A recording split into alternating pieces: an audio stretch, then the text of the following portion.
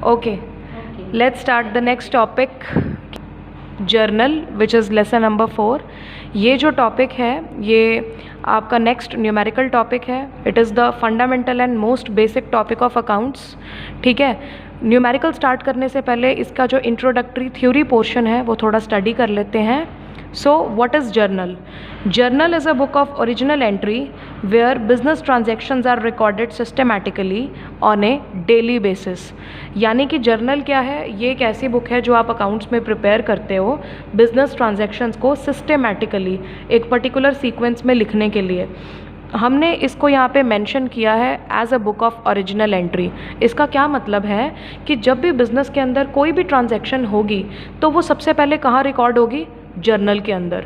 Reason भी है क्योंकि ये बुक ऑफ ओरिजिनल एंट्री है, मतलब कोई चीज़ ऐसी हो ही नहीं सकती बिज़नेस के अंदर जो जर्नल के अंदर ना रिकॉर्ड हो या जर्नल से होकर ना गुजरे। ठीक है, अब देखो इसमें जो ट्रांजैक्शंस हैं वो डेली बेसिस पे रिकॉर्ड की जाती है।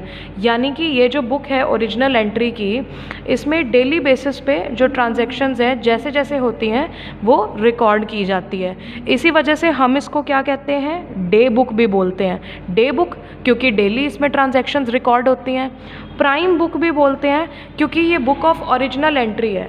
इसमें जो ट्रांजैक्शंस हैं वो ओरिजिनली सबसे पहले जर्नल के अंदर ही रिकॉर्ड होती है, फिर उसके बाद वहाँ से वो किसी और बुक में जाए, that is a different concept. लेकिन कोई भी ट्रांजैक्शन होते ही सबसे पहले जर्नल के अंदर ही जाएगी। अब जर्नल के कुछ फीचर्स हैं, वो क्या है? सबसे पहले है बुक ऑफ ओरिजिनल एंट्री। मैंने आपको अभी बताया, बार बार ये पॉइंट रिपीट कर रही हूँ कि जो जर्नल है वो बुक है ओरिजिनल एंट्री की। यानी कि इसमें सबसे पहले ओरिजिनली कोई भी ट्रांजैक्शन यहीं से रिकॉर्ड होगी, यहाँ से कॉपी होके शायद वो कहीं और चली जाए, लेकिन सबसे पहले आएगी यहीं पर। Then point number 2 is transactions are recorded here on a daily basis। Transactions जो है वो डेली बेसिस पे रिकॉर्ड होती है, यानी कि डेली हम इस बुक को यूज़ करते हैं अपनी ट्रांजैक्शंस को रिकॉर्ड करने के लिए। Then the third is chronological order. ये बहुत बड़ा फीचर है जर्नल का।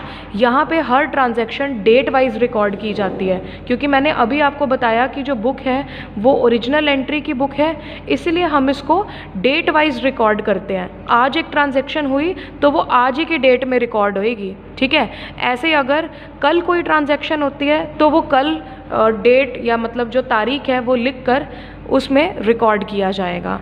ठीक है, फिर है maintenance of identity of transaction. Again this is an important point. किसी भी ट्रांजैक्शन की जो आइडेंटिटी है ना वो बनी रहेगी अगर वो जर्नल में रिकॉर्ड होता है तो। अभी हम जब आगे ट्रांजैक्शंस करेंगे, मैं आपको कुछ एग्जांपल्स करवाऊंगी कि इसमें न्यूमेरिकल्स कैसे करते हैं, तब आपको पता लगेगा कि जर्नल में जब भी किसी ट्रांजैक्शन को लिखते हैं ना तो उससे रिलेटेड काफ़ी सारी इन्फॉर्मेशन हम उसमें डालते हैं। मतलब उस ट्रांजैक्शन के बारे में काफ़ी सारी इन्फॉर्मेशन हमें देखने को पढ़ने को मिलती है, तो उस ट्रांजैक्शन की आइडेंटिटी बनी रहती है। मतलब आप वहाँ से रीड करके ये जज कर सकते हो कि असल में ये ट्रांजैक्शन थी क्या जब ये हुई थी। ठीक है, the last feature is arithmetical accuracy. Arithmetical accuracy का क्या मतलब होता है कि हमें ये पता चलता है कि मैथमेटिकली ट्रांजैक्शंस सही रिकॉर्ड हुई भी हैं या नहीं हुई। ठीक है, अब इसका एग्जाम्पल ले लेते हैं। जैसे कि आपने ट्रांजैक्शंस रिकॉर्ड की, ठीक है, अब देखो मैंने हमेशा बताया है कि जो डेबिट है वो क्रेडिट के इक्वल होना ही चाहिए, क्योंकि जो हमारा अकाउंट्स है वो ड्यूअल सिस्टम पे चलता है। For every debit there must be an equal and opposite credit. ठीक है, अब यहाँ पे जब मैं आपको आगे फॉर्मेट समझाऊंगी तो वहाँ पे हम डेबिट और क्रेडिट कॉलम का टोटल करते हैं, तो वो टोटल आना चाहिए बराबर। By chance in any case वो टोटल जो है वो बराबर नहीं आ रहा, तो उससे हमें एक बात तो श्योर एंड सर्टन पता लग जाएगी कि हमारे अकाउंट्स के अंदर कोई मिस्टेक है। अगर टोटल ठीक आ जाता है दैट मीन्स मैथमेटिकली हमारी हर कैलकुलेशन ठीक है, लेकिन अगर टोटल में गड़बड़ आ रहा है, दोनों साइड्स का टोटल बराबर नहीं आ रहा, तो फिर कोई मिस्टेक है। तो अरिथमेटिकल एक्यूरेसी यानी कि information wise, data wise account सही है कि नहीं, ये बात भी हमें जर्नल से पता चल जाती है। ठीक है, तो ये थे फीचर्स जर्नल के। अब डिस्कस करते हैं इसका फॉर्मेट। तो जो फॉर्मेट है वो बड़ा सिंपल सा है। आप एक टेबल बनाएंगे जिसके अंदर 1 2 3 4 5 कॉलम्स होंगे, ऊपर लिखेंगे जर्नल, ठीक है।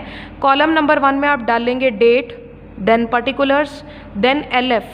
This LF is ledger folio. बेटा फोलियो का मतलब होता है पेज। तो लेजर फोलियो क्या शो करता है, इस कॉलम में हम लेजर के ऊपर जो पेज नंबर है जो लेजर का वो लिखेंगे। अब इसका क्या मतलब है ये आगे जो आने वाले टॉपिक्स है उसमें आपको पता चल जाएगा कि ये जो जर्नल एंट्री है जब लेजर नाम की दूसरी बुक में जाती है तो कौन से पेज नंबर पे गई है, वो पेज नंबर आप यहाँ पर लिखते हैं। इससे जो है बुक्स को चेक करना थोड़ा आसान हो जाता है, ठीक है। Then is debit amount, debit में कितना अमाउंट जाएगा, और क्रेडिट में कितना अमाउंट जाएगा वो भी हम लिखते हैं, ठीक है। एक चीज़ बताना चाहती हूँ, यहाँ पे अपनी ट्रांजैक्शन लिख के हम एक चीज़ लिखेंगे ब्रैकेट के अंदर जिसको हम बोलते हैं नरेशन। नरेशन क्या है, ये किसी भी ट्रांजैक्शन के बारे में एक बड़ी ही ब्रीफ सी इंफॉर्मेशन होती है, ठीक है। हम हमेशा जो नरेशन है उसको बीइंग वर्ड से ही स्टार्ट करते हैं, ठीक है। बीइंग वर्ड से स्टार्ट करते हुए उस ट्रांजैक्शन के बारे में कुछ ना कुछ लिखते हैं। तो ये थोड़ा सा इंट्रोडक्शन था जर्नल के बारे में। आज हम सिर्फ इंट्रोडक्शन ही करेंगे। मैंने इस वीडियो के अंदर जो एडवांटेजेस एंड डिसएडवांटेजेस हैं वो कवर नहीं किए हैं। बुक के अंदर advantages and disadvantages clearly available हैं। आप उन पॉइंट्स को रीड करेंगे, नोट्स बनाएंगे, और वो पॉइंट्स मुझसे अगर कोई डाउट है तो ईजिली समझ भी सकते हैं। You can ask your doubts in the group. Thank you so much.